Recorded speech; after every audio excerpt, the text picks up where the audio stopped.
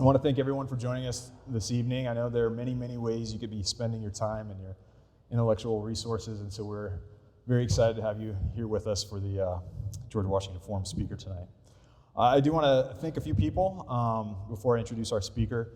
You know, those who generously give of their time and their attention and their donations so that we can put on programming like this. It means the world to me, to the faculty here at OU, our students, and to the public. So we're very grateful that we can continue to offer programming, inspire curiosity, and encourage dialogue between diverse viewpoints. So many thanks go to OU Event Services, Nikki Ohms and Isabella Marchand for their help. Jonah Fisher and Linda Johnston have helped with the travel and expenditures and things of that nature. Brandon Logan of Cremedia, he provides the videography services and helps get our events out into the wider world beyond Athens. In fact, we've been experimenting with some low altitude satellites recently to do that, and we lost contact with them over Canada and the Great Lakes recently, so we need to look into that. Spy balloon joke, all right. I also want to recognize Connie Hunter and Alec Holcomb of the Contemporary History Institute for coordinating with us to bring Elbridge Colby to campus, and they're hosting their annual Baker Peace Conference tomorrow and Friday, and so I want to encourage everyone to attend. They have a great lineup of speakers, and if you don't know where to look, just Google Baker Peace Conference, and you'll find the schedule. Of course, I always want to highlight our brilliant undergraduate fellows whose dedication to learning and self-development and improvement is always inspiring. And if you in the audience are a faculty member and work with eager undergraduates, or you are an eager undergraduate yourself, I encourage you to check out our application for fellowships next year. It's on our webpage, gwfohio.org, under the Get Involved tab. So, all right, to tonight's speaker. As I mentioned, one of the primary goals of the Menard Family George Washington Forum is to offer a venue for critical examination of issues that affect our well-being. And there might not be a topic today with a more diverse set of viewpoints than U.S.-China relations. So tonight's speaker, Elbridge Colby, will offer his position on this issue and present a case as to why each of us, regardless of where we might identify on the political spectrum, ought to concern ourselves with China's future. Mr. Colby has a wealth of experience contributing to matters of defense and strategy and intelligence through his scholarship and his service on a long list of commissions and panels. Currently, he is co-founder and principal of the Marathon Initiative, which focuses on developing strategic recommendations for an era of great power competition. He previously served as the Robert M. Gates Senior Fellow at the Center for a New American Security, and most recently as the director of its defense program. As the Deputy Assistant Secretary of Defense for Strategy and Force Development, he led the development of the 2018 National Defense Strategy, which was an impetus in shifting the Department of Defense focus to China.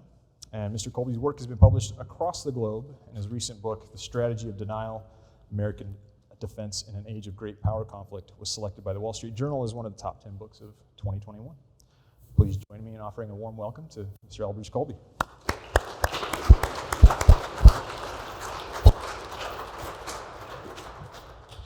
Thank you, Court, for the kind introduction, and thank you to all of my hosts here at Ohio University. It's really a pleasure to be here. Thanks to the sponsors and the supporters of this important forum, the George Washington Forum. I'm delighted and privileged to be a part of it. And as a grandson of Ohio, my grandmother is from Canton. I haven't spent as much time in Ohio as I should have. My mother's from Michigan, so I spent a lot of time in Michigan, but not the same thing. I know. But it's a pleasure to be here, and on this beautiful campus where I'm looking forward to spending a few days also as part of the Baker Peace Conference. But my topic here is a little less pleasant, perhaps, and more sobering, but one that I think Americans of all stripes, young and old, in Washington, but also in places like Athens, Ohio, should take very seriously, and with a real sense of urgency, because I think the problems and the challenges and the threat that China poses to us is very acute and serious, and the need for action and the need for political support and understanding across the country is also very, very critical. It's not something, morally, in a democracy, we should not be simply having policies made in the Emerald City of Washington, D.C., but also when we're dealing with something as fundamental as the challenge that China poses, it requires widespread and very deep democratic buy-in from across the country. So what I thought I would do tonight is kind of lay out why I think this is such an issue and how we could think about addressing it, and then maybe we could have some back and forth, or criticism, if you will, or questions and answers. But I mean, basically, most of you in this room are quite a bit younger. Some of you I see are a little bit older than I am. But for those of you who are younger, you may not remember, but even 20, but certainly 25, 30 years ago, the United States viewed itself as being in what a famous columnist named Charles Krauthammer called the unipolar moment. So with the collapse of the Soviet Union, the United States entered into a situation in which there was essentially no peer rival. There was no country that we had problems with that was sufficiently strong to challenge us directly. We had problems with countries like Iran and North Korea and Iraq at the time, but those were relatively small countries, couldn't necessarily work our will in every way against everybody, including Russia and China. But there was no country like the Soviet Union or Nazi Germany or so forth. And in that era, we developed a foreign policy, and I'd say economic policies and defense policy, defense strategy, to go along with it that in a sense reflected that structure, which is to say very ambitious goals for what we would do with our foreign policy, I think represent on both sides of the aisle. I mean, the late Secretary of State Madeleine Albright, on the Democratic side, we stand farther, we try to do more in the world, but President George W. Bush in his famous second inaugural saying, we're going to end tyranny in the world. So this was the mindset a few years ago, but of course, the last sort of decade and a half has, I think, disabused us of that, where the financial crisis, the wars in the Middle East, but also the rise of other countries is now forced us, and this has been ongoing for several years now, but to reassess and to say we are not in such a dominant position. I don't say that in a self-flagellating way, that there's something fundamental. I mean, I have concerns with personally with a lot of things going on in the United States, but looked at from a sort of power position, that's not sort of just whipping ourselves. That's a simple reality of the fact that a lot of other countries are rising. And so in this context, we really needed to, and I continue to need, to reassess what our foreign policy is and what our economic policy is, and ultimately our defense policy. And that's a lot of what I'm doing in my book and what my work in the Pentagon. And in that context, we need to sort of get back to basics. I would say that in the era of this unipolar era, this moment, we kind of got unmoored from what it is that American foreign policy should be about. And my view is American foreign policy should be, I'm using here, underline, small r, Republican foreign policy, which is to say the purpose of a republic, it's in the beginning of the Constitution, is to benefit the welfare of the citizenry, not to be cruel, or we were talking about the concept of enlightened self-interest earlier at dinner, but basically, not to be cruel, but to look after the long-term interests of the citizenry, the American citizenry, and in particular, obviously, your physical security, your political freedoms, and your economic prosperity. And of course, economic prosperity and security are intimately tied up with the exercise of your freedom. I mean, if you cannot be, if you're not given the economic security, if you're under the gun from somebody else, you're not really free. And so those things are very intimately tied up. That is sort of the taproot. I mean, you hear people talk about what America should be about, but in my view, the ultimate is to ensure the long term. And if that's true, what are the threats to it? Obviously, there are things at home that we differ about what does it mean to be free, what does it mean to be prosperous, what's the right equity. But if we're addressing those problems ourselves through democratic debate and deliberation, that's, I think, the purpose in the sense of American national life, at least at the political level. So what is the threat to that ability to deliberate on our own? Well, I look at things from what you might call a kind of a classical realist point of view. I mean, I am at a university, but I make this point in Washington as well, that theory is important. I mean, I think there's a famous comment by the famous economist John Maynard Keynes, who said that everybody is a slave to some dead economist.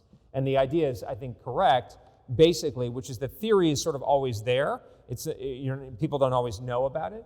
But theory, especially in periods of change, when there's a power shift, when certain countries are growing and others are weakening, and there's transitions, and so forth, theory gives you clarity. It's like a business case, if you will. It's like a business strategy. What's your theory of the market, right? Where are your threats? Where are your opportunities? Where are your strengths, et cetera? So my view, my lens is realism, which is to say, I'm not the super academic form of it, but basically states are the fundamental building block of international politics. Self-interest tends to prevail. Cooperation is possible, but it's always uncertain. Ultimately, military force is the most effective form of coercion. The source of power is economic productivity, et cetera, et cetera. These are the sort of tenets of realism. Okay, so if you look at the world like that, you want to make sure that American security, freedoms, and prosperity are protected in that world. Just because you look at the world realistically doesn't mean that you have to be ruthless and cruel, but it means that you have to be realistic, right? Which is to say, let's look at the world as it is and provide accordingly, in the same way that you say, well, I might wish people didn't break into cars. We need police to deter them and give them the right set of incentives. In that context, the most dangerous thing for those American interests is the agglomeration of power by some entity that could then undermine them, right? And in fact, this is basically the idea of a balance of power, or checks and balances.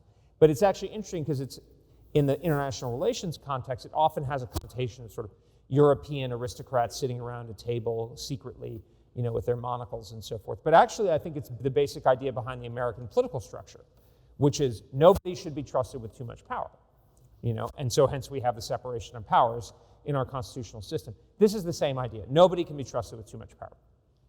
Okay, who could get so much power? Well, you look around the world, there's lots of countries out there. Maybe in 100 years, some like India or 50 years, maybe they will arise. But in this day and age, there's only one country that is a peer of the United States. America is about 1/5 of global GDP, which, as I said, is the source of ultimate military power, other forms of power, and that's China. China's roughly equivalent size, depending on how you measure economic productivity, and there's a lot of debate, but it's the same. It's a similar order of magnitude, and its differential growth rates are probably higher over time, although it's debated. So that is the country we need to look at. Now, China alone is unlikely to be able to coerce this. I mean, just China today with 20% of global GDP, that's not enough to say, you have to watch TikTok. There are a lot of people who are saying we should ban TikTok, and we should have alternatives to it. We should be able to use, and whatever the problems we have with our social media companies, which are real, we have the ability to address those ourselves in our own country. But, so China can't change that on its own. Now, what China could do, though, is gain a commanding power position somehow in the world and use that leverage to be able to dominate our national life. Could China do that? Well, yeah, because China's located in Asia, which is now going to be upwards of 50% of global GDP. 100 years ago, the most important theater in the world, the most important region of the world was Europe. Europe was where most of the economic productivity of the world, other than the United States itself, was located, and it controlled huge colonial empires or empires. That's no longer the case. Asia is now by far the most significant economic area, so there's an enormous concentration of economic power. So the primary danger by deduction is that China could establish a dominant position where it could effectively control over 50% of global GDP, and that would be a commanding position to say, whether you like it or not, you're going to have TikTok. Whether you like it or not, you're going to be working directly or indirectly for a Chinese company, and if you don't toe our line, which right now is about Tibet and Xinjiang and things people here don't really care that much about, but in the future, due to human nature and the structural incentives of power, is going to be much more they're going to be getting into our business. That's how these things work. And that's not even talking about the fact that they're avowedly Marxist-Leninists in Beijing. But so that's, if we compare it by contrast, and obviously it's in the news all the time, Russia is 1/10 the economic strength of Europe is right now probably about half, but declining in relation to the economic scale of Asia. The Middle East is a bare fraction even of that. So really there's not much else out there that's of anything like comparable importance. And so the key thing is we need to get that right. Winston Churchill famously said, I think at the eve of World War I, if we get things right in what he called decisive theater, we can put everything right afterward, but not the reverse. So I think this is going to be sort of where the rubber meets the road, is an appreciation of what these stakes are. And I'm going to return to this after I talk through the... But I kind of want to put a pin in this idea that if China were in a dominant position, it would be mostly consequential for our life here in the United States. Anybody who's worked in a business knows the power of regulation, knows the fact that the United States can change countries' behavior for dominant power over the last... And if you were doing business or any you were in trouble. If you didn't comply with our banking regulations and you were the Swiss banking industry, which has been doing it for 200 years, changed. That's the kind of power that a country can have, and of course we're used to it, and we have plenty of problems at home, but at least we could hope to rectify them on our own terms. So those are the stakes, I think, that's really important to appreciate, and I'll get back to that in a little bit. Okay, so that's the danger. Is that a realistic danger? Is it a realistic, serious danger that Americans actually have to worry about, that China could dominate Asia? Well, for one thing, they kind of basically are saying that they want to be regional hegemons, if you use the kind of technical term, and from that position globally preeminent. So we don't really have to speculate. But I also think it's a deep structural. If you're China and you're a growing economy and you want to be, able to take care of your people and be, frankly, the most powerful country out there, it's pretty great. And so if you're going to do that, you naturally want to create a dominant position in the largest market area. And if you watch what they're doing, they are in fact seeking to achieve that kind of goals. They are investing heavily in countries. They are throwing their weight around. I mean, I travel in Asia a lot, and if you talk to Asian countries, they feel the pressure from China as one of, I think it was Yang Jiechi, the previous foreign minister, said to the countries in Southeast Asia at a meeting about you're little countries and we're big ones, do what we say. And again, that's sort of human nature. That's not a good part of human nature. That sort of the attraction of power, and there's very good reasons for it, because China's an enormous growing economy. It needs external markets. It needs natural resources to power its internal economy. It needs scale for its companies to compete in, et cetera. So even in the most benign sense, China has a strong incentive. But moreover, I think its actual behavior is demonstrating that it is seeking this kind of a sort of dominant position. So the question do about it, and how do we handle the challenge that China is posing? The way to basically deny China this goal of dominating Asia and from that position being able to intervene in international life is through a coalition. And this is not because allies are so wonderful all the time. Often they're not. The American people, the United States, is too far from Asia, and our interests in Asia are sort of felt to be too remote. I mean, we're here in Ohio. The other side of the world is what we're talking about. Obviously, it's important. Obviously, people feel the impact of the Asian economy indirect. But what that means is it's unreasonable to expect the American people on their own to confront China in Asia. But that, fortunately, is not necessary, because China's not the only country in Asia. There are many, many countries in Asia that do not want to be subordinated to Beijing's thumb, and that's, again, basic human nature. I was in a restaurant in Hanoi a few years ago, and they were complaining about an aggressive, over-assertive group of Chinese, arrogant and Chinese. I mean, that's just sort of a minor, picking an example, but that's the sort of the feeling, right? In Japan, certainly in Taiwan, some Philippines, Vietnam, India, Australia. These are countries that don't want to just be under the thumb, told what to do by the Chinese and pushed around. So we can work with them to prevent that outcome from materializing. And in a sense, that's actually what's happening.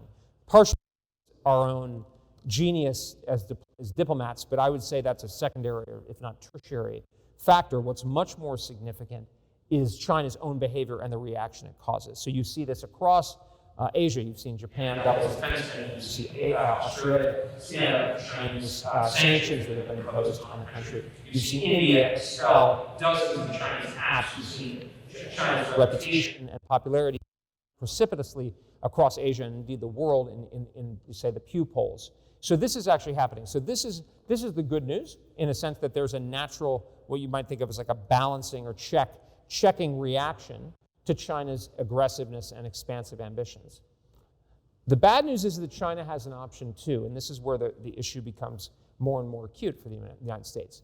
China has an array of options to try to pursue its goal of regional hegemony. But I think if we think about it from sort of what's their best strategy, what's their best plan, I think that we can pretty much say that it's a variant of what, divide and conquer. I prefer the term focused and sequential, because conquer sounds sort of archaic.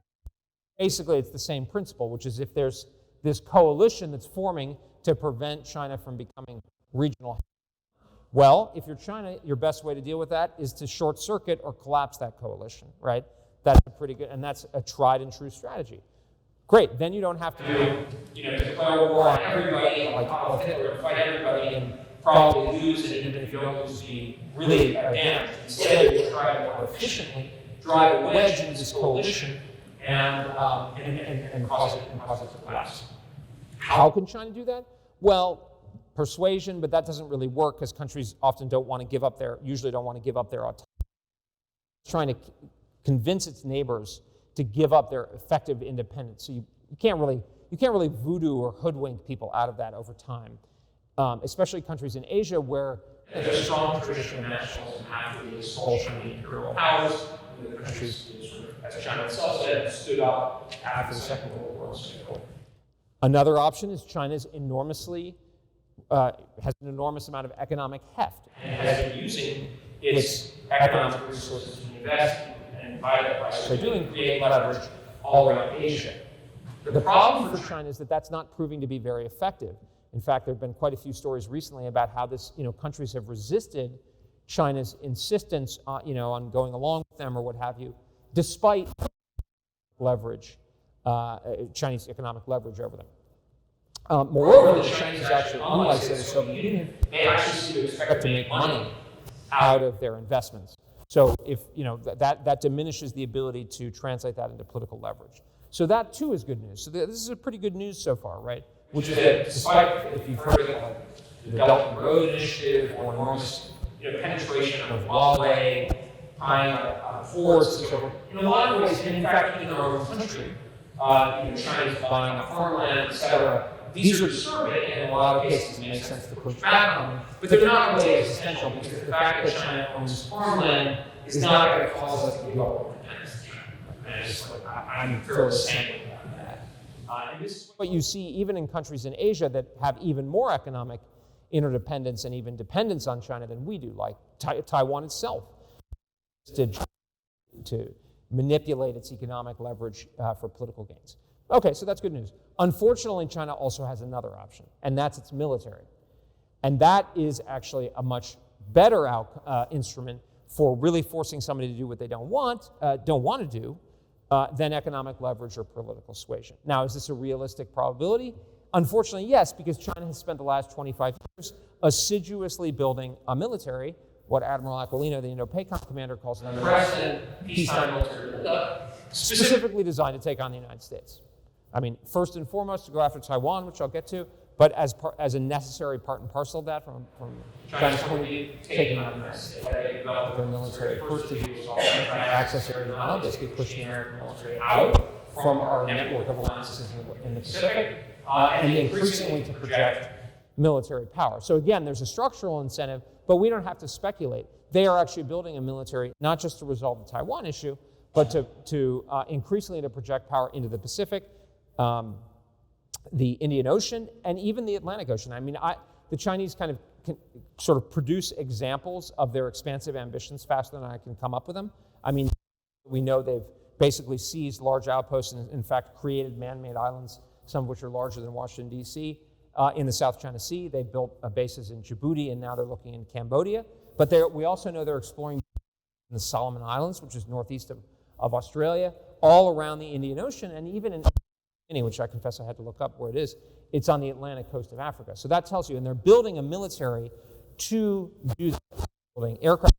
I like to laugh at aircraft carriers, but there's a reason they're building them, because it's a great way to project power, which is to say, you push your military out, you can sustain it, and impose your will on somebody. They're building a huge space architecture, which is how you communicate and sense at great distance. If you're just defending your own territory, you don't need satellites. They're building nuclear-powered submarines. Why do you build nuclear-powered rather than conventionally powered submarines? Because you want them to go a really long distance. They're a lot more expensive.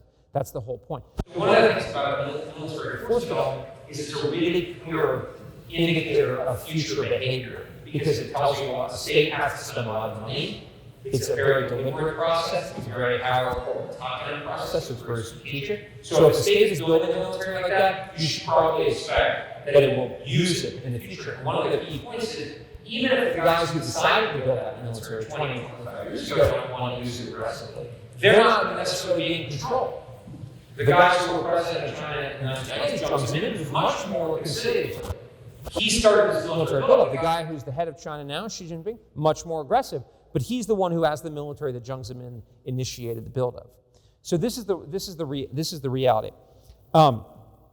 So China has a very formidable, increasingly formidable military. Now, it's not yet, it can't, invade California, but it can challenge our very important interests in ways that will come home, that sort of the chickens will come home to roost. How is that? Well, if China's strategy is focused and sequential, will this divide and conquer strategy, China's not going to try to start a war around the globe and declare war on every American ally or fencer in the world. Instead, it's going to try to put a sort of a, if you will, like a knife in the heart of this anti-hegemonic, that is the hindrance, it's the roadblock to China's goals of regional hegemony.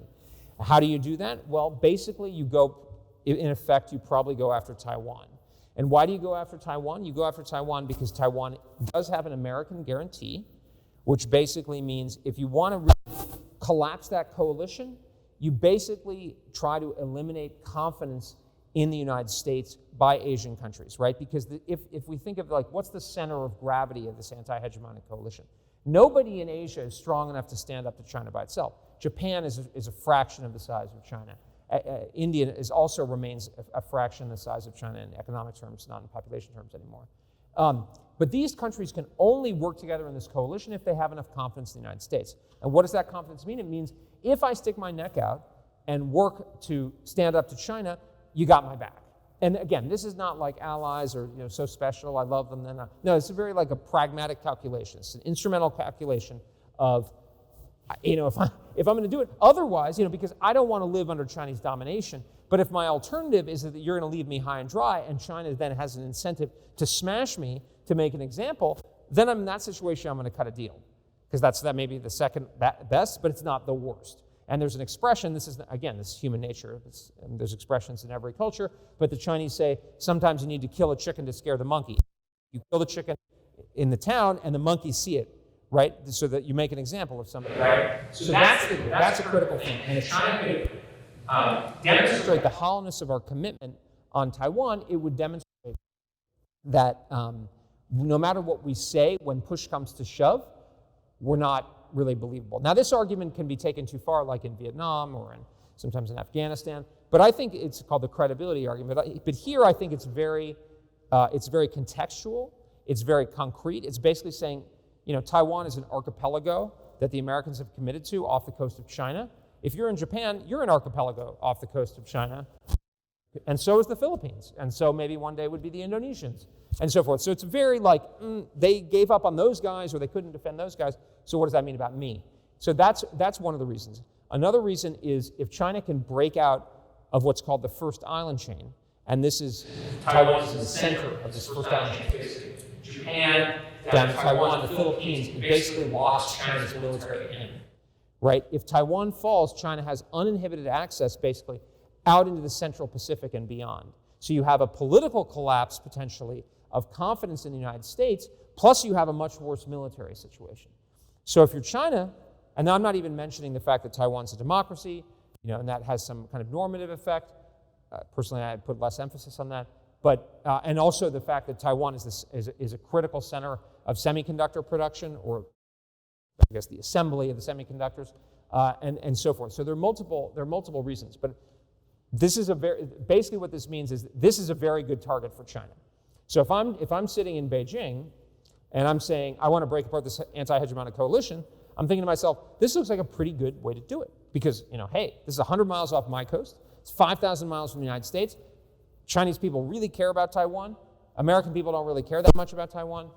This is a real sort of advantage or asymmetry for me. The problem is, like, at some level, a rational instinct is to say, well, let them have it, and then we'll figure it out. But the problem is our situation is going to be a lot worse if Taiwan falls. That's my conviction, because if you think about what the reasonable reaction by other countries in the region would be, not to mention China, which would say, well, I got away with this. Why won't I just go and see if I can get more in pursuit of my goal? It's actually going to be a more difficult position for the United States to find itself in. So that's the problem. Again, is there evidence that China is preparing such an attack? Well, yes, there's huge evidence. Most recently, the Munich Security Conference, the foreign minister of China, Wang Yi, specifically refused to rule out the possibility of the use of force against Taiwan, which Beijing regards as a renegade province. And we can get into the political specifics, but when it looked at it from the perspective of the American people's interest, that's not the most important part. The most important part is about whether China can subordinate the island and remove its effective autonomy. So politically, they say that they are prepared to use military force, and they're building a military to do it, and they're in fact exercising it. I mean, if you followed the reaction to Speaker Pelosi's visit, for instance, last year, they are pretty clearly preparing to use force against Taiwan. Okay, so what do we do there? What I think I would start with is to say we have to look at the threat of Taiwan in the right kind of context, with the right sort of cost-benefit balance. So America's interests in denying China a dominant position in the global economy, 50% or more of the global economy, are very grave. Those are very significant. Our interest in Taiwan is also very important, but it is not existential, right? I mean, a world in which Taiwan has fallen to China would be much worse for us, but there are a lot worse things that could happen, right? So what this means, though, the way I think about it is it's like a 70 out of 100 interest. What this means is, if you'll kind of bear with me on the numbers sort of analogy, is we can't have strategies to pursue our interest in defending Taiwan that require like 72 in terms of costs, right? We can't pursue strategies that themselves are too costly for what the equity is worth, both because that's dumb, right? It's irrational, but also because the American people ultimately won't go along with that. I mean, if you look at like why we eventually got out of Vietnam, or Afghanistan, we decided ultimately it wasn't worth it. Now, those were somewhat different wars than what we're talking about here, but I think the point fundamentally obtains, which is we need a strategy that allows the American people to take on the amount of cost and risk that's commensurate with the importance of the equities. Okay, what does that mean? Well, I basically think that means what I call a denial defense, which I think the Pentagon has basically endorsed at this point, which is basically the ability to deny China the ability to seize and hold the sort of key territory of Taiwan, which is actually a pretty low standard. But basically what this means is if China tries to invade, it can defeat the invasion. And this is actually, this is feasible. I mean, the problem that China faces in this context is that a lot of advantages, proximity, focus, et cetera. But at the end of the day, as I said before, I don't think China's going to be able to bring even Taiwan to its knees through anything less than the direct use of military force. And I think this is one of the lessons of the Ukraine conflict, is that anything kind of these fancy things or an attempt to on countries through things like blockade or strategic bombardment, they don't actually work. Countries actually tend, in our experience in Vietnam, actually in the world wars, North Korea, Cuba, sense of embargo, Iran, is that actually these attempts to impose cost to get countries to do your will don't actually work very well. No, it's not like a science, it's not like a law of physics, but I think it's a pretty good rule of thumb. But this is to our advantage in this context because it means that, hey, if China decides to shut down like the cyber grid on Taiwan or shut down the power grid, I don't think that's going to cause the Taiwanese people to capitulate. What would is if China could cross the strait in force and land troops on the island and sustain them and crush resistance on the island. Unfortunately, that's what they're preparing to do. And in fact, the CIA director, Bill Burns, said pretty recently that it's the official assessment of the United States intelligence community based on intelligence that they gleaned that this is China's intent to achieve that standard by 2027. They might try it before, they might try it after, etc. So we have to be really focused on that. The problem is that we are not focusing on that to kind of bring it to where we are in the contemporary times. I actually think this argument so far that I've made doesn't get a ton of pushback. You might get people on the sort of far left, if you will, you have people on quote-unquote isolationist right. But most people say, I think there's been a lot of movement over the last few years, at least since I was in the Pentagon, that China's clearly the biggest challenge to American interests in the world. Taiwan is important. And that we should be able to kind of have a defense like this capability. The problem we face, though, is that even though we're saying that rhetorically, we're not actually doing the things that are necessary. And this is a number of things that I'm trying to understand why this is, to some extent bureaucratic and political inertia, but I think it actually gets, in some ways, to some sort of a hubris or an unwillingness to grapple with the scale of what China is involved. And I mean, if we can see it in the Ukraine conflict, I'm very sympathetic to the Ukrainians. I think we should support them, but I think we should support them consistent with a genuine prioritization of the Taiwan problem. Same if somebody asks me what I think about the Iran problem or the terrorism problem, although terrorism is a bit different. But I mean, basically, my view is, I'm sort of one on this, is this is supposed to be our interest, why aren't we doing more of that? And the problem is that we're really not. And the situation that's going to, I think, increasingly come is that the American people are going to be asked to take on more and more cost and risk in order to service this interest, right? As if we continue neglecting this problem militarily and so forth, and focusing our military on this particular problem, if a conflict comes about, God forbid, but it's certainly very possible, the American people are going to be asked to suffer a lot more, right? It's going to be, there are a lot more people killed, not just in and around the battle area, but potentially here at home. We're less likely to succeed, so the war is more likely to become protracted and more likely to do significant damage to our economy. It's the pressure on our alliance relationships and so forth, all in the purpose of avoiding this ultimate outcome that's far more significant than anything that's happening in Ukraine, in my view, or that could happen in the Middle East. And so I think this is the real nub of the problem, is that, in a sense, I think there's a kind of developing and somewhat inchoate sense that China, around the country, that China is really the primary challenge. And that's true, I think, across both parties at this point. But the things that are necessary to stop China from achieving its goals, that we're not doing those things yet. So, the analogy I use is like, we've decided that we're overweight and we've got a really bad case of acute heart disease and we're on a diet. But our diet's like, we don't have dessert at night. That's it. And it's like, we think we're on a diet, but we're not actually on a diet. And the thing is that acute heart disease will kill you anyway, whether or not you think you're making progress or not. And I think this is a really, this is going to have significant implications for Americans of all, wherever you are, here, Washington, California, Texas, Michigan, whatever. Because if China's able to achieve this goal, I think they're going to be in a much more valuable position, and I think they're much more likely to use it. So that's the sort of, that's unfortunately the situation in which we find ourselves. I think the situation is also quite urgent. There are a number of reasons why the Chinese might act in this decade, or possibly early in the next decade. It's possible the Chinese would start a war tomorrow. I don't think so, because I don't think they're ready. But there are a number of reasons why the threat from the Chinese back, I mentioned the intelligence record. That's a kind of an empirical assessment, or an analytical assessment based on the empirical record. But I also think there are a number of objective, deductive reasons that we can see.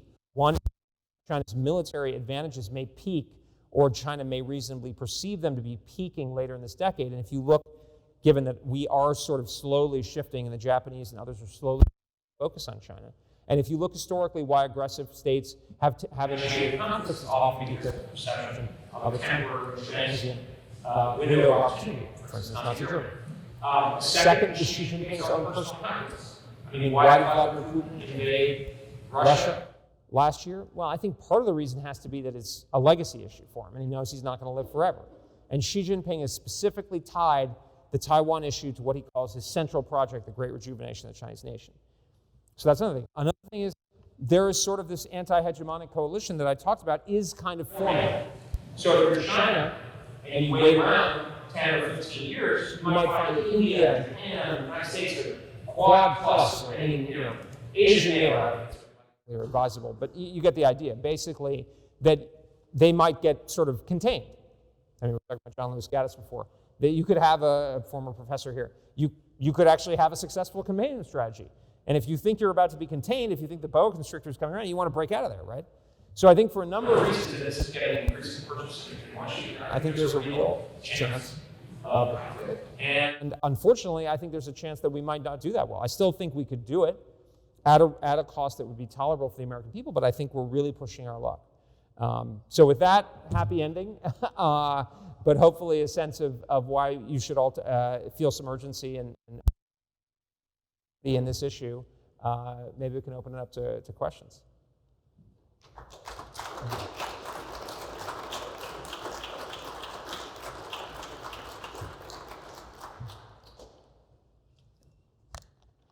Yeah.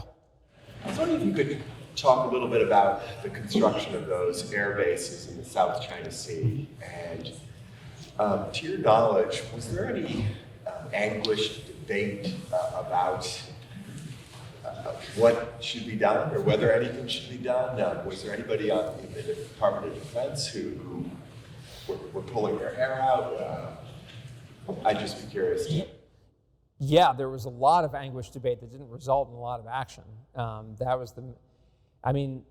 In the early years under the Obama administration, I think there was a lot of debate and kind of anguish. I think the Pentagon was for a somewhat more sort of forceful pushback.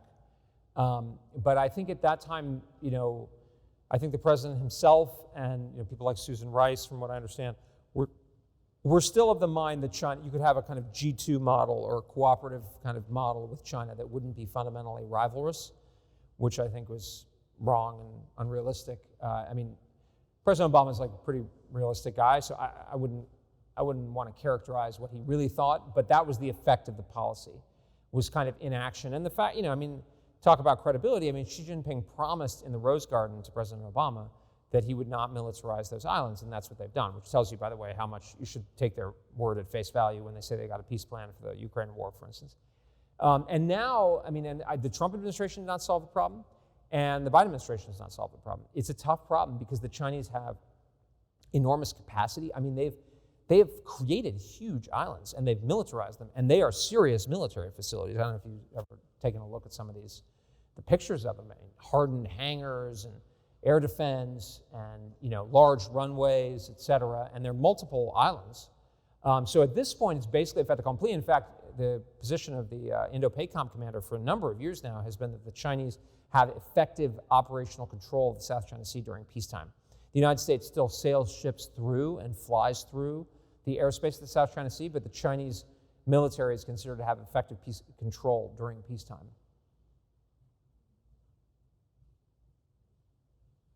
Yeah. Your thoughts tonight. I want to ask about something you kind of ended with, this delicate balance between sort of showing support for Taiwan without provoking China to act sooner to make what might. How do we address that? Yeah, my view is our interest is in essentially perpetuating the formal status quo for as long as, for the foreseeable future. In 100 years, I don't know, somebody else can deal with that. So basically we don't want to subordinate Taiwan because it's not realistic. Potentially it's wonderful that Taiwan voluntarily, but voluntarily blocking China. Nobody wants to live there. So very few. So I think my view is a very firm defense coupled with a not as provocative on saying we should be independence of Taiwan. I think that's illegitimate. If we go back to this basic American interest, the American people's interests are served by having Taiwan be declared independent. I can understand why the Taiwanese might want it, but I don't think Americans should die to have Taiwan be formally independent. I'm not being heartless about it, but we should look at this from the heuristic, the framework that the American foreign policy should be about. So I think this is possible. My thing is the debate tends to be, I think, a bit off because it's sort of divided between doves and hawks. The doves are the G2 people who are well, it's a misunderstanding and had more channels of communication, understood the Chinese, we'd do better. I don't think that's right. I think this is basically driven by structure and human nature, and if the Chinese think they can get away with it, they're gonna try. And then if they don't, then they're gonna. I think they'll sort of, the way I think about it is they'll negotiate the terms of their continued rise on terms that we can accept or tolerate. On the other hand, I think the hawks are sort of going too far. What's our goal? Our goal is not to regime change China. I hate communism. I wish China was not a communist government, but I actually don't think it would solve our problem. I think if China, like if Chiang Kai-shek had won the Civil War, he'd probably be a pretty difficult guy to deal with. He or his progeny, right? I mean, they were on Taiwan, so it stands to reason. And like, we don't have an interest in recognizing the independence of Taiwan or formally poking eyes. But what I think is, I think hawk and dove are not the most important sort of descriptors in the foreign policy debates. Like on the left, it's dove means. So, my view is we should be hawkish in terms of the defense buildup and the focus on China in the near term. But once we get to a position where we feel sufficiently strong, then we can be more dovish. And this is what Reagan did with the Soviet Union. And I mean, we can't replicate the playbook, but I think he was, maybe we can, but I don't think we can bet on it. He was very successful because he was in a position where the Soviets understood they could not push us out of Western Europe and Europe into like a rental, propping up the Soviet economy. And then they were like, well, what's my choices? And then Reagan said, hey, I'll give you a handout and maybe we can negotiate. And then plus, but the way that we actually want to go. But I think this is a live debate because you have the voices in administration right now who are like, we want to do this compete while cooperating. I mean, if that's just a rhetorical ploy, that's okay, fine. Okay. But if it's actually a strategy, like in a political race, you don't cooperate while competing. It's zero sum, right?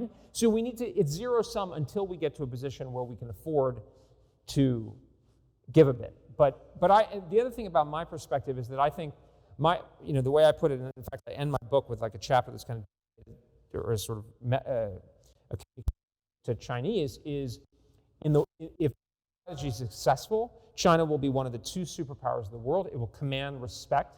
It will be an enormous growing economy, a center of the world economy, a center of world culture. It will have probably effectively dominate us we can reasonably ally with. So I'm like, I think that sounds so bad. Like, I think that's reasonable.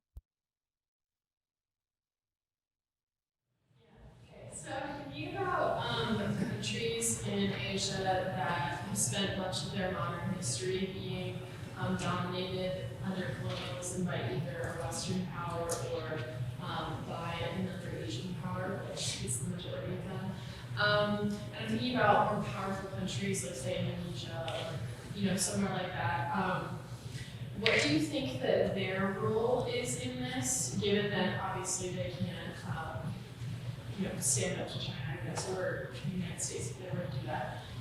But also given the fact that they have a systemic inferiority complex to both Western power and to their more northern East Asia. Oh, I think it's a great question. I mean, it's one that it depends a bit on the country. So the countries that are closest to China and are pretty strong tend to be the most afraid.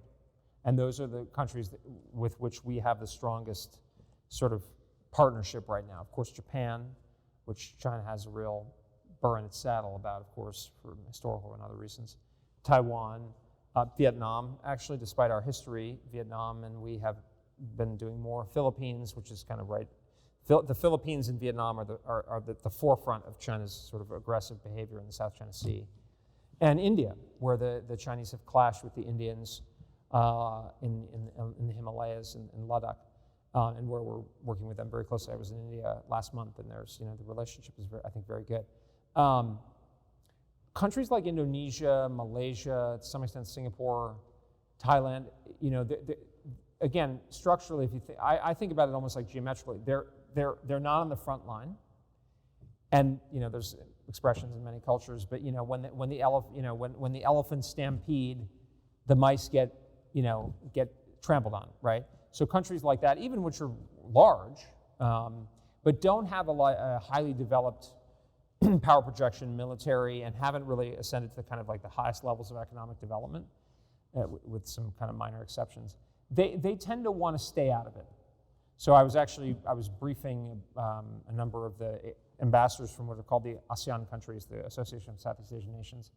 And I think that's the general vibe, is like, look, we want to develop, we don't want to get into this great power competition thing. Now, the problem with that is, like, you may not be interested in great power competition, but it may be interested in you.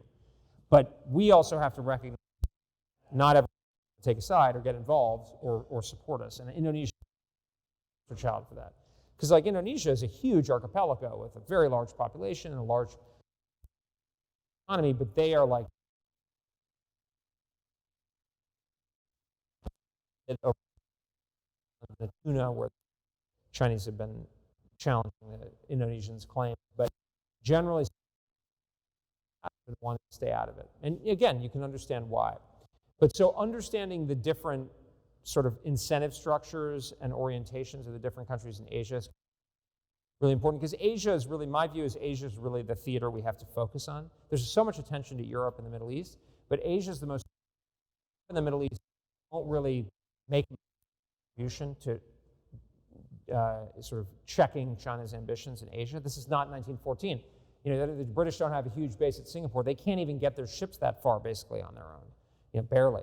So it's like the countries that are going to matter are the Asian countries. Yeah. You mentioned that you hope that Americans recognize this threat and are willing to take on the responsibilities of capacity funding this and working towards this goal of establishing a secure, military future for the U.S. against China. But I would say most Americans don't have the realistic framework you describe yourself as having. And the majority of Americans, whether they're people of color, women, queer individuals, haven't been supported in American culture and politics for, up until this day. So how do you expect for those people to be willing to support this kind of endeavor? And do you think it'll even matter that it will get done one way or another? Well, actually, I mean, I have my own views on the domestic topic, but I think in this context, whoever you are in the United States, I think you're almost certainly better off in a like open democratic system, whatever its flaws here, than you are if we're essentially controlled by the Chinese and the Chinese Communist Party, right? Because they are almost certainly unabashedly going to favor the interests of the Chinese and seek to diminish us. So, for instance, I mean, some of the issues that you're talking about, we are better off if we have a growing economy that is operating at the highest levels of the global economy, right? That's what the Chinese want to supplant us. I mean, very clearly, right? They're building world-class companies, they're stealing technology, they're training, I mean, they're beyond just stealing technology, they're actually training their own people, and they're actually at the forefront of a lot of technological advances. So some of the issues that you're pointing to, if we're a shrinking pie and a poorer country, those issues are going to get a lot worse. Like, for instance, like Social Security and Medicare. I mean, if the dollar loses its place as the reserve currency and we're no longer the destination for capital and our universities and companies are not world-beating, we're going to be in a lot of trouble. And that's what they want to get, because they want what we have. Whatever our many flaws, at least we have the ability here at home with the American, the American people, the American citizenry, to try to work them out. Yeah. Thank you. I'm curious, I wanted you to expound upon your ideas on credibility when it comes to Taiwan. I'm quite sympathetic to this idea that credibility for Japan and Taiwan can affect our relationships with other East Asian partners. But I'm also curious about if you can link that with Ukraine. So as we've seen with the Russian invasion of Ukraine, actually, since we've stepped up in Ukraine, it seems to have boosted our credibility with our European allies and with NATO. And I'm wondering if you see these two issues as being influenced. Well, thank you. That's a great question. It's one I debate with people a lot. My view is that credibility is very important, but it's more contextual. So a lot of my counterparts who are more on the sort of hawk or primacist kind of view will say, if we don't act in Ukraine or Afghanistan, we'll fail in Taiwan. And I can see that that might be a part of the factor, but my view is that the Chinese decision-making over whether or not to attack Taiwan and to attack the Americans as part and parcel of that is going to be more about the factors that I laid out earlier, and particularly the military balance. And so the use of military forces and resources in other areas, if they're depleted, which they are being, that's a net negative. So my view on the Ukraine situation is the future of Taiwan is not going to be solved in Ukraine. The future of Taiwan is going to be determined by the military balance, essentially, in the Pacific and whether we're strong enough. And accordingly, my view is I support, aiding the Ukrainians, but that should be consistent with a genuine prioritization of rectifying the deteriorating military balance in the Pacific, which I don't think we're doing well enough. We are making progress, but it's not fast enough. We're not racing against ourselves, we're racing against the Chinese. And secondly, the Europeans are fully capable of shouldering a much larger burden, part of the burden, in their own collective defense. I mean, the NATO European countries are vastly large, not to mention the EU ones, are vastly larger economies than the Russians. So, the Germans just refuse to spend. I mean, I think it's absurd that we spend 3.5% of our income every year and the Germans spend like 1.4%. I mean, it's just ridiculous, So I think there's plenty of options. I also think we are not going to just win this, I don't think the Ukrainians are going to just win this war. It's possible, I should say. I think it's unlikely. I think the war is likely to be protracted and go on for some time. The Russian offensive that's going on right now seems to be sputtering out, fortunately, but apparently Putin is considering another round of mobilization, and they're adapting their economy to more of a war footing. So, the notion that, and I'm not suggesting that you're making this argument, but many do, the notion that we can sort of wrap up the Ukraine conflict, put Russia in the corner, and then shift to Asia, I just don't think is realistic. I think Russia's going to continue to be a threat. Now, it's a lesser threat, but if it's a lesser threat, then why are we focusing so much on Ukraine? And nothing that happens there is going to affect the American people anywhere near like what, and again, it's not because I like the Taiwanese more than the Ukrainians, it's because the Russians are fighting over the very eastern edge of the European continent, and the Russians are far weaker than the Chinese. Meantime, if the Chinese go after Taiwan, it's right next to Japan, which is like the linchpin of our position. So it could get really bad because I think the Chinese might think, well, it's going to be a big war with the Americans, so I might as well, if I'm going to do the cosmic roll of the dice, I'm going to bite off more than just Taiwan. I'm going to address a lot of other issues, and I may have the ability to do so.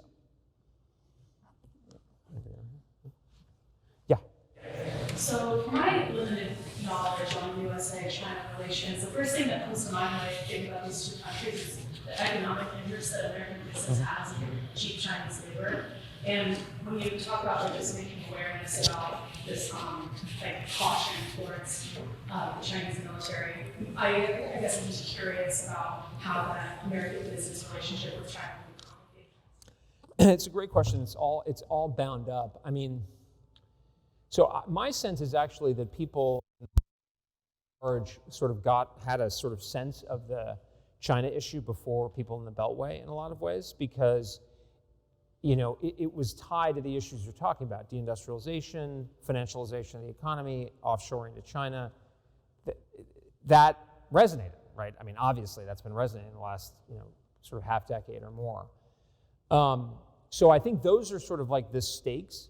I think it is a problem what you're talking about in terms of a lot of important actors in our society are essentially compromised. I mean, not legally, but they are deeply enmeshed with the Chinese system. You have former heads of Goldman Sachs writing in Foreign Affairs magazine about how we need to go back to this G2 model kind of thing. You got to wonder, right? Paradoxically, my view, though, is actually because I think the military piece is so central, because the economic sanctions and leverage is not as effective, I actually think we can continue to trade quite a lot with the Chinese. Now, if you're a company and you're thinking of putting your factory in China, you should really, because God forbid there could be a war. And no matter what I say, I don't know what the American people are going to, McDonald's is not sanctioned in Russia, but it decided to leave. So I think there's a lot of risk there. But I think that's something, I don't think we don't need to, we can buy televisions from China.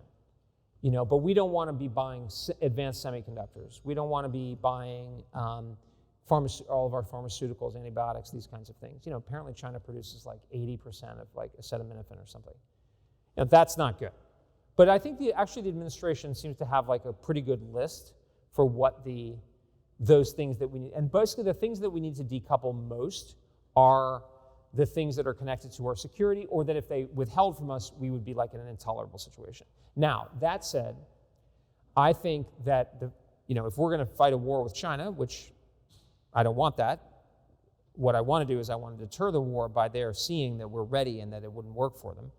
To do that, we need what's more of a better and more robust, what's called the defense industrial base, which is like an industrial base that can produce weapons quickly and at scale. And we are not there. Here in Ohio, people I think probably know it intimately, but we are not where we were in 1941. So for instance, the Secretary of the Navy said today that China has, I think we have like 4 shipyards, and China has like 13 naval shipyards, but one of China's shipyards is as large as all 4 of ours combined.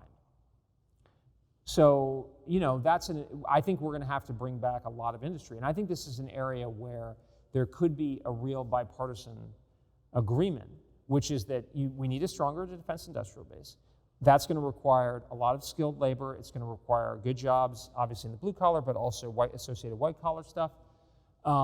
That's going to be able to give us, because we can't, they had to stop production of the F-35 jet recently because they realized there was a subcomponent that was produced in China. We can't have that, right? Like, we can't be like, oh, excuse me, can you time out on the war?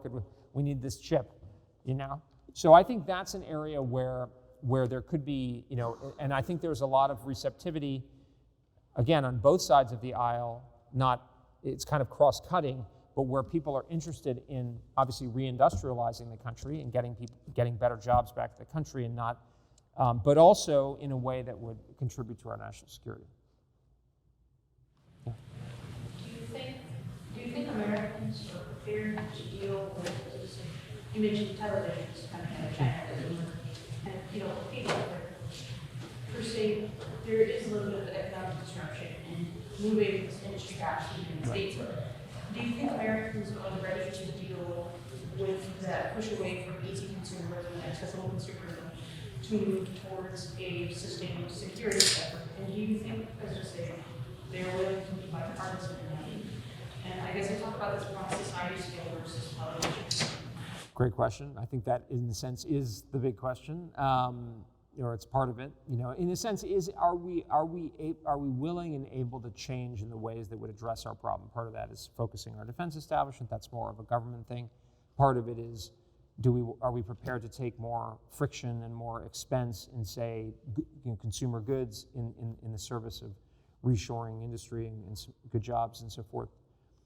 I don't know. I think there's my fear, and I said this China committee that's in the House of Representatives, I was talking to a reporter about it, and I said, the good thing is I think there's a lot of consensus about China being a threat. So I do think that seems to resonate.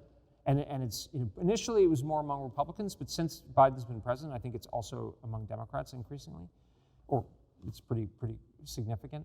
But it's that consensus is sort of superficial. And I don't know how deep it goes. And then the bipartisanship thing, I actually think in a way partisanship over China is not a bad thing, because there's partisanship over issues that people think are important. That actually reflects evaluation, right? But what we want is partisanship that leads to some kind of progress against the problem, right? And where there could be coalitions across party lines that might not be, I think to me, this defense industrial base thing, that would be a logical thing for sort of hawkish Republicans, kind of traditional types, new right Republicans who are more populist, and like left common good populist types, like Ro Khanna from Silicon Valley, for instance. That would be a compelling coalition. Is that coalition actually able to do it? Does it have enough power right now? I don't know. I don't think so. But the problem is that we don't have a ton of time, if I'm right about the urgency of the problem. So I think that's the issue. Yeah. So I guess sort of a two-part question. One is, I'm thinking historically, when China's welcomed in in administration to the whole market, like this is going to be, the whole idea was that there's going to be a good trade together, there's going to be cooperation, commerce between people is going to minimize the level of work. You pretty much dismiss that entirely as well. Yeah. Possibility. And Well, I thought reality. reality suggests it hasn't worked. The other sort of element of this was the desire in the last years of the Obama administration to kind of create that trans-Pacific trading partnership that would, I assume, bond together these coalitions. And that's founded based on a bipartisan agreement against that. When you think about a coalition building that you think is necessary and domestic politics, what is it to happen to sort of cement the alliances that you seem to think are going to be key? Well, the alliances are in Asia are in pretty good shape because they're afraid. And they're sufficiently confident in us that they are, like Japanese doubled defense spending, which is too little, and it's too slow, but it's a big step forward. I mean, the alliance with the Philippines is going well under the new government. The alliance with Australia, relationship with India. South Korea is generally pretty good, certainly under the new government. The trade piece, I think, is, so the way I look at like the trade, economic kind of thing is, trade is a super dirty word in the United States, and both Trump and Clinton said they would not put TPP forward. And Trump had Lighthizer, but Biden has Catherine Tai, who like basically agrees with Lighthizer. And like the administration's trade framework was the IPEF, which is not anywhere near TPP. I actually have a lot of sympathy for the skepticism about, and it gets to, ma'am, your question point, about, I think trade got a very bad odor because it's very tightly associated with offshoring and financialization, and there were promises made that there would be retraining and new jobs, and these never came to fruition. And so it had a foreign dynamic, but it also had a social dynamic internally about who benefited. And so the people who really damaged the trade agenda were the trade zealots, in my view. And now we're in a situation, though, that all said, and given that I'm sympathetic to that point, we are also in a situation where we cannot realistically just compete against China economically alone, because they're going to have 1.4 billion people and they're moving up the value chain. That's a huge amount of data for AI. That's a huge scale, and scale, I think, is critical. So I think we will have to have a kind of free world trading arrangement, but it's going to have to go through it's going to have to be credible. So the way I talk about it is like, we should have Bob Lighthizer renegotiate TPP, which I'm not sure Bob Lighthizer would want to do that, but it's like, that would be like, okay, let's go out there and have somebody who's actually going to think about what's in the American people's interests, and not just say, hey, we're going to give trade deals because we're going to, we want you to like us. I mean, these trade arrangements with our allies are unfair. It's absurd, actually. It's really, and we've let it go on, and for a long time it didn't matter because we were 50% or close to it of global GDP. And then after the Cold War, our economy dramatically outperformed the other OECD countries, basically. But that's not the way it is right now. I mean, people, I think we deserve to have a tougher trade. It's the way we should deal with our allies in general. These are not children or wards. They are partners in essentially in a common like business enterprise, and they should pull their weight. And it should be equitable. At the end of the day, we are going to have to do more, of course, because we're the big guy. But that's how I look at it. Sir? Haven't heard the word nuclear. I'm sorry? Nuclear. Nuclear. The risk of claim is to think about the disparate power between the United States and China, size, other things, distance. How does that enter into it today? Well, it's a subject I take very seriously. I actually used to kind of specialize in it, and I talk about it quite a bit in my book if you're interested. But I'll say here, I mean, I take it very seriously. That's part of what I was referring to earlier on about having strategies that are not correlated to the stakes. So I was talking to a guy, foreign policy type, who's a nuclear strategy. He said, Bridge, why don't we just have a first use policy to defend Taiwan? That is to say, use nuclear weapons at large scale first, like we did in the early part of the Cold War, really it developed, but basically during the Cold War. And I said, that's crazy. Everyone's going to believe it, and it's not worth it, because the Chinese have the ability to hit us at home in very large numbers. And they now have more ICBM launchers than we do. Now, that's only one metric, and it's not the most important one, but it's, it tells us something. They have very large nuclear force. My view is actually a little bit like the economic relationship. There's a form of mutual assured destruction, to use a Cold War term, which is to say they can destroy us and we can destroy them. So neither really has an incentive to go first. But the problem is, this is what's in the literature is called the stability and stability paradox, which is if we both know we can kill each other, if we get up to that point, we also both have an incentive not to go there, especially to go there first, because if you go first, the other guy is really going to be angry at you, so he's going to have his dander up, right? So I think what this means is that actually the local battle, the conventional battle, the non-nuclear battle, or potentially a kind of limited nuclear exchange is going to resolve the issue, because at that point people are going to say, we're done here. We're going to let it sit where it's, and in fact, I think the Ukraine war actually shows this. There's been a very careful and ongoing calculation of the nuclear thresholds of the Russians, which is an area where I give the administration credit, because I think that's a serious thing. They have a lot of nuclear weapons and they've invested a lot of money in them. So we should take it seriously. And if we get a nuclear attack on the United States over Ukraine, that's not worth it. So I think we should be, but on the other hand, we don't just want to give the interest away. We don't want to just abandon the Ukrainians. But I think a similar dynamic applies to Taiwan, but that drives home the importance of the denial function. Because I think there's no lessons really, but what I take from the Cold War experience and basically logic and some historical experience, thank God there's never been a war between two major nuclear armed states, but is the nuclear brinksmanship between two scorpions in a bottle, to use the old expression. Nobody knows where that's going to go, and it's likely to just end leaving people where they stand. So it's critical where you stand in the conventional battle. Because if let's say the Chinese take Taiwan conventionally, and then we say, we're not going to accept that, we're going to go to the nuclear level. If you don't get out, we're going to threaten you with nuclear weapons. And the Chinese say, no, because we have the nuclear weapons of our own. Are we actually going to do it? And then if we go up with one, they're going to go with one or whatever. And that's, at some point, this mutual knife thrust thing is going to end. And it's probably going to, the easiest focal point, in a sense, from a negotiating point of view, for it to end is just where things stand. So, my view is I don't advise trying out a limited war or a limited nuclear war.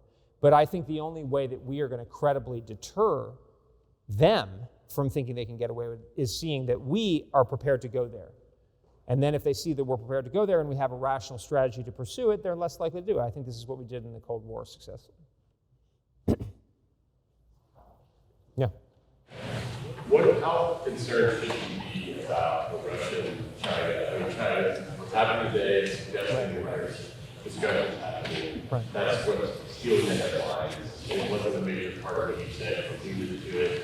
What does play that out? What role does Russia and China as an axis?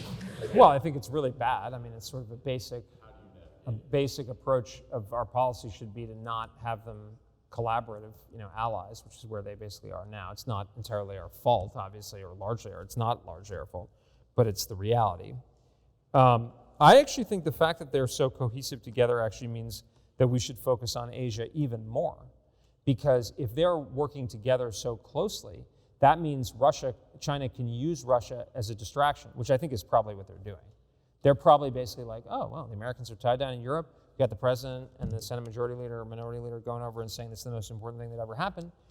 Okay, maybe give, and by the way, they haven't given the Russians lethal support, apparently. They have given certain kinds of military capabilities, and they've propped up the Russian economy. The Russians have a lot of weapon-making capability, so that's not their biggest deficit. So I think that's my fear, is that they're going to continue to tie us down and deplete our resources, which are, despite the enormous amounts of money we spend, are relatively limited due to these inadequacies with the defense industrial base and so forth. And then they're going to improve their position, which makes a war more likely. Yeah. I know that you've met at times with people in the military in Taiwan. Well, how would you characterize the atmosphere there? Do you feel that there's a proper amount of urgency, or how satisfied are you with that? I'm not. I mean, I know Congressman Mike Gallagher, for whom I have a great deal of respect, was there, and he said that he was impressed by the sense of urgency of the president and so forth. So that was encouraging to hear. The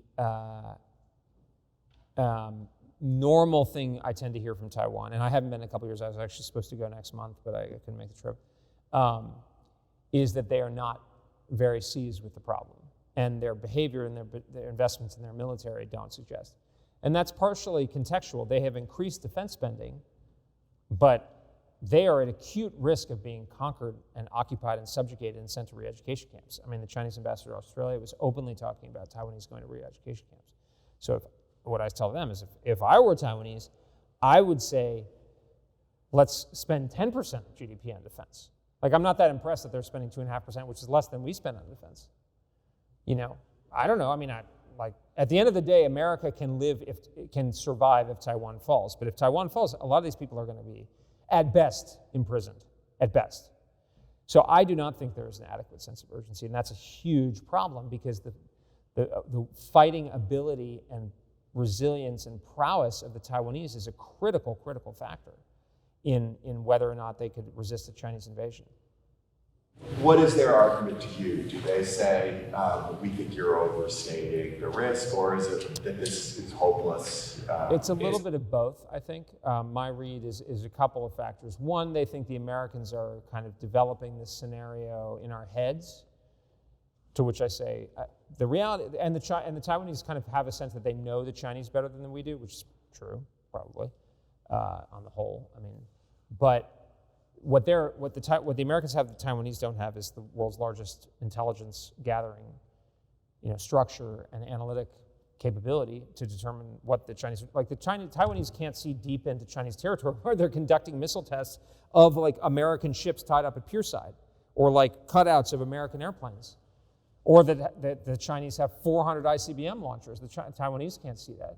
So I think there's sort of a level of ignorance, although that's improving.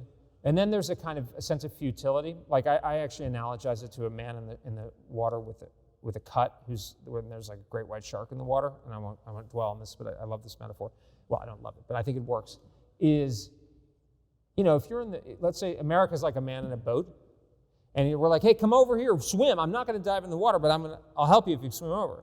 And the guy bleeding there in the water's like, there's a great white shark. Like, I can't really see this great white shark.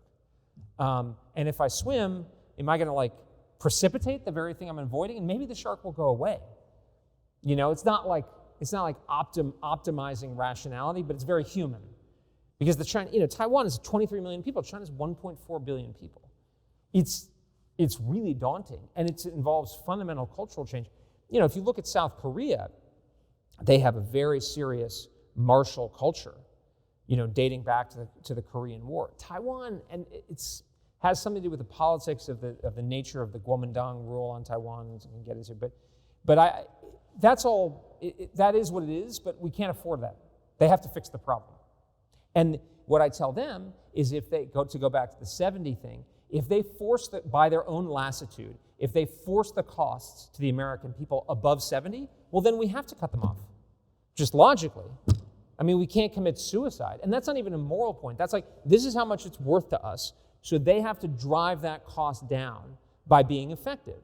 And the more they just dither and sort of talk about how they're a democracy or whatever, or like semiconductors, like, we're not going to fight World War III just because they have the semiconductor. What we'll do, I think, is destroy the semiconductor factory and destroy TSMC if necessary, rather than, this is what the British did with the French fleet.